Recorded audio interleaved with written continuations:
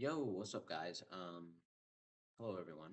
This is Shrieker back with another APUSH podcast. This time with pages 80 through 86. Um, Sorry, not 80 through 86. 86 through,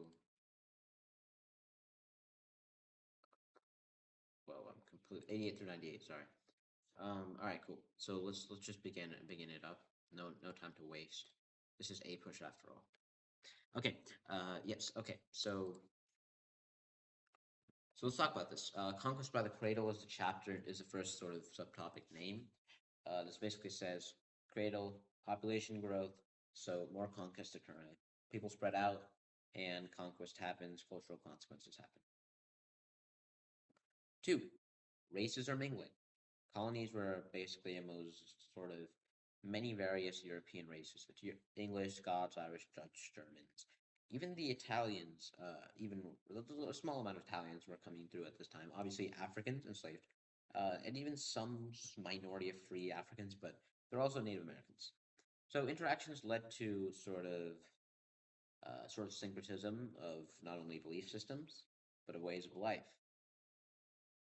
But they were also tend to come with tensions and conflicts, mostly brought on by the fact that African Americans were often oppressed, especially due to and especially if for example, white woman had a relationship with a black person should be severely frowned upon.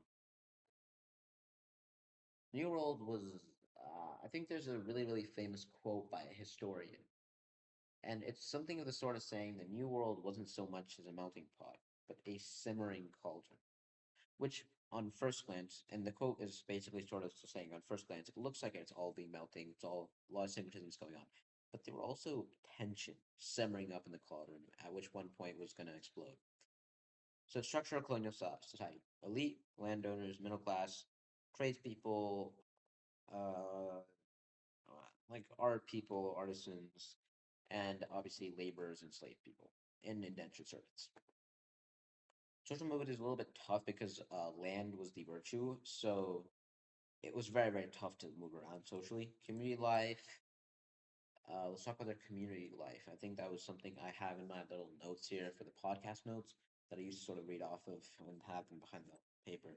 But community life, it's there's a lot of dependence on tradings, meetings, especially in the last video. I highlighted how there was a sort of green in the middle of the town, right? And this is where a lot of these tradespeoples would set up a lot of these events. Clerics, physicians, juristers, I think I believe is the next topic. To be honest, I wasn't 100% sure what a cleric was, but I know physicians are obviously like doctors nowadays. Jurists are basically like the judges of nowadays. I'm really not. I wasn't 100% sure what a cleric was, but obviously there's like the Minecraft type thing or D&D if you've ever played D&D is what? Oh, religious community. So they're sort of morality or priests. More they guide you into telling you what to believe on morality. Um, uh, So-called the pulpit, the court, and the medicine chest were the axes upon which colonial life turned. There's a quote I've pulled up here from some source. I don't quite know. Workday America. So life was labor intensive. There's a lot of labor, farming, trade, household chores. And they consumed a lot of hours. Men were sort of going out and working. So, for example, men would go out, work in the fields, farm, trade, go out and trade. They'd often set up shop, while the women would manage the households. Horsepower and sail power. So, horses. Horses were a really important invention because before we had cars, horses were literally um, our only ability for labor. That was more efficient than mankind labor, mankind's. Denominations. There were the Puritans, Quakers, Presbyterians, uh, Congregationalists, and Anglicans. And obviously, if they had differing opinions on what was moral. So these sort of had tensions between outside laws. colonial America had a lot of different sort of takeaways things, but let me just get to the takeaways.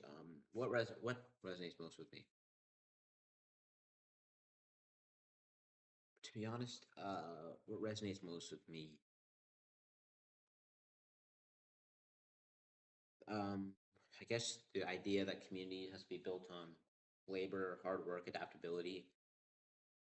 But but also it seems that a lot of communities are built on inequality, and that's sort of an essential portion to sort of achieve rapid growth. To have a group grow requires you subjugating another group or harming another group in another way. Seems to me sort of be the message of this point in history. As you can see, for example, in Americas, it was slave laborers, indentured servants, and native peoples. But you can see even in developing nations of today, other places, often when there's a really highly something that's developing at a high velocity, there's often another group that's not benefiting from it and actually getting harmed. And application to my life, uh, to be honest, I think it's just like just be vigilant of your beliefs and respect. Try to be equal, while trying not to keep back forward, keep back progress. I suppose, sort of thing. I suppose we it is the spirit of the times. Uh, we inherit the energy of those who came before.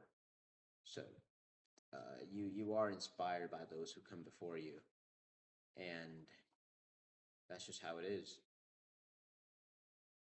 So yeah, I think that's good. That's it for me. So yeah, I'm gonna head out. See you guys. I'm finished with my APUSH 88 through 98.